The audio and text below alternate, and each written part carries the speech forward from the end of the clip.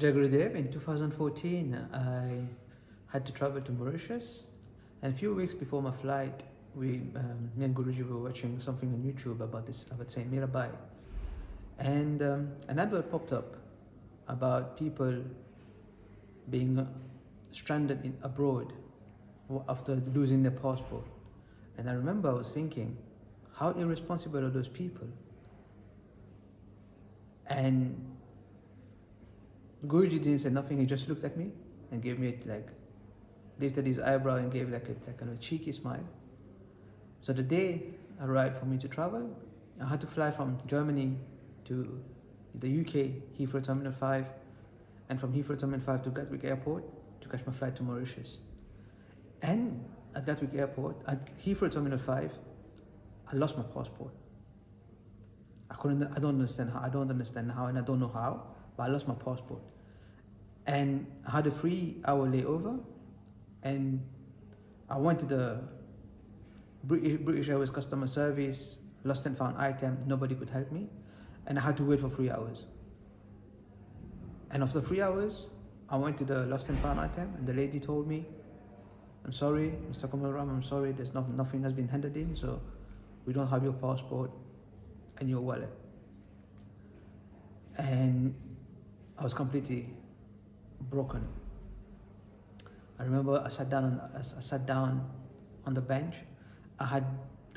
Within those time I was waiting, I checked my bag, I took everything out, and I was checking every single pocket, every single thing on my body, on my bag. I even opened my suitcase because I had to take my suitcase so I could check them in Gatwick Airport. Nothing. And so when they told me that my passport was lost, no wallet, I had no credit on my phone because I had a top-up phone, pay-as-you-go phone, and because I was traveling, I didn't want to top up because I was not going to use my phone, and I had family in London. I was not able to contact them because I had no credit on my phone. So I sat down. I was sitting down, and I was completely desperate, and I was like, didn't know what to do, when I heard Guruji's voice in my head telling me to check my bag. At first I didn't think nothing of it. I thought it was just my mind playing tricks with me. And then again I heard his voice in Creole telling me, "Get to sack, check your bag," like with more authority. So I opened my backpack, and there was my passport and my wallet right on top of everything that I put. So I was able to, right then when I found out, I was completely shocked. And then I said to Guruji, in my mind, I told Guruji, "Okay, Guruji, thank you. Now if you want me to go to Mauritius, I'll go to Mauritius. If you don't want me to go to Mauritius, then I won't go to Mauritius, because 3 hours had passed and my layover was 3 hours, and I would have missed my flight to Gatwick Airport." So I decided to say okay, go to Gatwick Airport and explain the situation there and see what can be done, if I can be put on the next flight to Mauritius. When I arrived to Gatwick Airport, I found out that my flight was delayed by 5 hours, to 4 to 5 hours it was, and I was able to get on the flight. And when I arrived to Mauritius, a couple of days later, Guruji arrived. So me and my brother and other devotees, we went to get him at the airport. And when he came out, he was greeting everybody. And then when he saw me, he said, "Man, and did you find your passport?" And this was for me completely shocking in a way. Good. Even though I knew I've been with him since I'm small, I know everything that he can do. But again, like every single thing that happens to you in out of the norm is completely wow. And this is an experience that Guruji gave me, so teaching me in a way not to judge, because when we were watching this movie and this advert popped up about people being stranded abroad, that's exactly how I felt when I lost my passport, my wallet. I had no money, I had no identity, and I was completely unknown. I was completely nobody. I am a nobody, but there had no identity. I had nothing to prove who I was. And so yeah, that was how Guruji told me, never judge. Jai Gurudev. Jai Gurudev, my name is Osha. I want to tell about my mother, what's happened. Miracle, of course, but it was February 2012. My mother was calling to me and she told Osha, no, was not Osha, sorry, Monica, please you sit because I must tell you something. And she told me I have cancer. And I was sick, but it was not enough. And I was shocked, of course. I was looking for doctors. I was found very good doctors in Poland. I go with my mother to Poland for this doctor, and he told there's nothing he cannot do. My mother will be soon die. I was looking something miracle, and one day I was spent all day in the computer. I found something about water, Hanuman, and I knew it. This is information for me, and I was writing message for Poland for somebody I don't know, was Lilavati. I need this water because I want to share this water. And she was give me contact for another people. And when I come to home, to Bhakta homes, I saw many pictures of Gurudev, and I was looking, and I knew it. I must meet with him. And this Mataji was Joshna in Poland, and she told me, if you want, you can go. And I think, and Gurudev is so far away, like India, it's not possible. When she told me, no, this ashram is German, we can buy ticket and we go. And I was take just credit card. I bought my ticket. I took this credit card and pictured my mom, and I go to directly, it was my May, and to Darshan, for Darshan. And I come, I give Gurudev this picture. Guruji was asking, because on this picture was also many people, who is who? He was so serious. And before, the same day, my mother had operation. And I was called, before, when I go to Darshan, I told her, mother, please don't go, he help you. I don't know why I was trust so much, but I knew it, Guruji's help. And I told her, please don't go make this operation. But my mother, no, I cannot. I have this day. I was the same day what I had darshan. And I think what to do. I go for darshan. I give Gurudev after darshan. I don't know what he do it, but he was so serious, like I told before. And I come back to my place. I cannot sit. I go to outside. I call to my mother. How was operation? And my mother, you know, was a miracle. I don't have that operation because somebody was more sick like she, and they took another Mataji. And next day, they took my mother for operation, and doctor told, maybe we go to make this USG, I don't know, it's Poland, USG. And this doctor went look for his cancer, was calling for one doctor, second doctor, one nurse, second nurse. My mother was strange, and she was asking, what's this happen? They told, it's miracle, you don't have cancer, this disappear. And my mother still alive, and she is happy. She was many times in Springen. She pray for Gurudev every day, and Guruji comes sometimes to her for her dreams. And of course, he is take care my whole family. This was story of my mother and her miracle. Thank you, Jai Gurudev. Jai Gurudev, I have a story, and it was something like 5 years ago.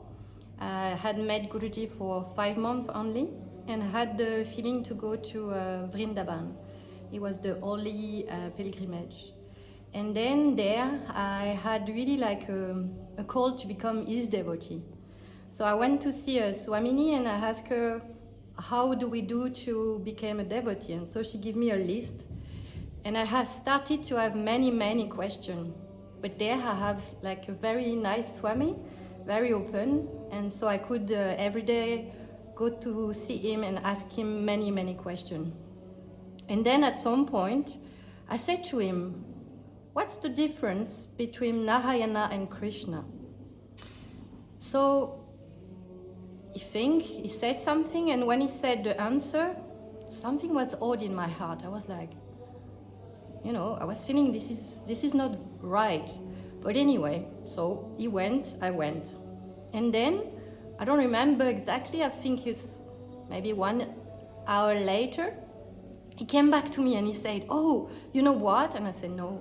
He said, Guruji came to me, and out of the blue, he said to me, there's no difference between Narayana and Krishna.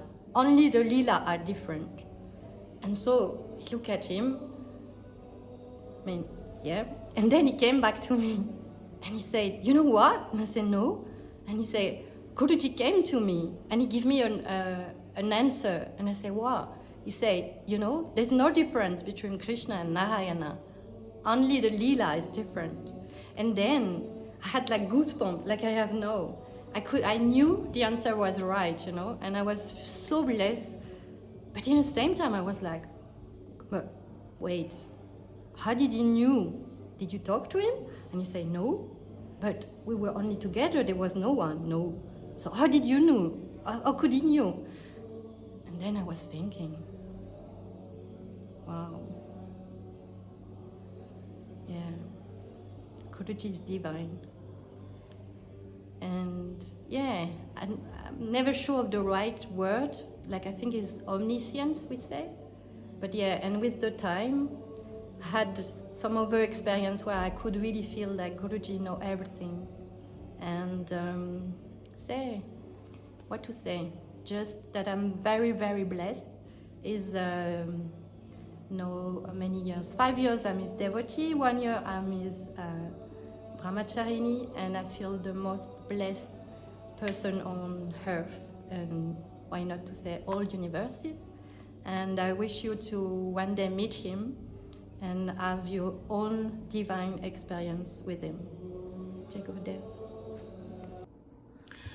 On Tuesday, February the 6th, I woke up and was walking past Mahalakshmi, and I noticed that there was something red at her feet. And so I went closely to look, and I thought, well, I guess this is kumkum. I guess, I don't know how this could be happening here or to me. And so I just checked it very closely and thought, I guess it is kumkum. And then I went on about a few things in the morning, and I came back and looked at her again, and there was more kumkum. And I thought, oh, it is the real thing. It's very real. I did not take a picture of at first when I woke up in the morning, but then I took a picture because I thought, well, this is special and very real. I'm receiving a great blessing by this happening here, and I just can't believe it, because these things just don't happen to me. I'm here in Fresno, California, and I'm the only one that, is on the spiritual path. And it's what I find so interesting is that how Guruji maneuvered all of this around with my family, because my son and daughter-in-law live 2 doors down. So I asked them to come over in the evening to see a little surprise at my house. And so in they came, and I talked a little bit with them about kumkum and vibhuti and things like that appearing. And when the Israelites were in the desert, how the manna from heaven came down and fed the people every day, and that kumkum and is like that, so that they would kind of understand. And then I took them into the room to see Mahalakshmi, and it was like I stood there and observed them as they took this in, and it was like, oh yes, this is something real. No, this, you couldn't have done this. You didn't just put this red stuff out. No, it's on the picture frame and everything. And then we talked a little bit, and when they got ready to leave, they were like a bee had stung them. They were so happy. They were a happy bee. I couldn't believe how happy they were, and they were laughing and joking with one another, and out the door they went. And I thought, as I shut the door, oh, beloved Guruji, I see how you are bringing the family around ever so slowly in a most beautiful, beautiful way. Jai Gurudev. I would like to tell you something that happened before pandemic. I think it was in the end of 2019 in Spain and Portugal. The Spanish people and devotees and the Portuguese ones, we were celebrating our meeting of every year, and they were in Lisbon, I think, or Fatima, I cannot remember, and we were in Madrid, in Spain. So suddenly we got the message that Guruji was by surprise in Portugal, and that he was going to give darshan the next day. So obviously we changed the program. And all the devotees that could go to Portugal took the cars and went there. And everybody was asking me, are you going to go? And I was thinking, I don't know, because we are responsible of this place, and we have to close, we have to give the keys, everything. So I was thinking also, I don't know who can I go with? And immediately when I thought that, someone came to me.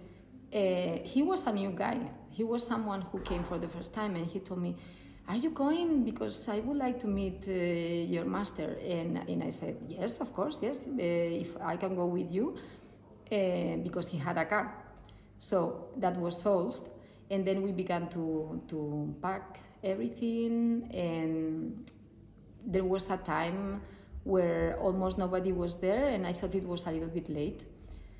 On the other hand, in Portugal, the darshans used to be very long, so I checked with the Portuguese people, and they told me, don't worry, come, let's see. And then, exactly when we were about to leave, they told me, Guruji has begun now with the darshan, but there is not so many people. And I thought, okay, we go, and if we arrive, it's okay, if not, it's fine. So it was like, I think, 5 hours more or less. And in the last part of the journey, it was pouring with rain. It was super, and we were really fast. And the one driving, who is a devotee now, he was a little bit worried. And I told him, look, we just do our best. If we arrive on time, it's fine. And if not, at least you can see him. And then I was texting with the Portuguese devotees, and they were telling me, they are super sweet. Yeah, last people in the queue are trying to ask questions, Guruji, and telling him things so that you have enough time to arrive. So we were arriving, and it was finishing. And then we decided, okay, we don't park, we just go to the entrance, drop the people who never had darshan with him. It was only the one driving. So we left him, we went to park, we find a place exactly in front of the place, and when we enter, Shiva Priyadasi and me who were parking, then I heard that Guruji was singing, and then I thought, okay, the darshan finished, but at least Jorge, this guy, this Prabhu, maybe he had darshan. So I went to look for him, and I take my phone, and suddenly Swami Aniruddha calls me. Swamini, where are you? How many people are with you? Guruji said that he's going to give you darshan after he finishes singing. So we entered the room, we were singing, and when Guruji finished, he gave darshan to like 8-10 people who came by car and were late. And he gives me my darshan, and he calls me Swamini. Now he asked me, Swamini, how long did you take to come here? And I said, not much, 4 or 5 hours. And he smiles and he says, exactly the time I was giving darshan. So he was saying really he was waiting for us, of course, and delaying the darshan exactly so that we could have darshan. That's it.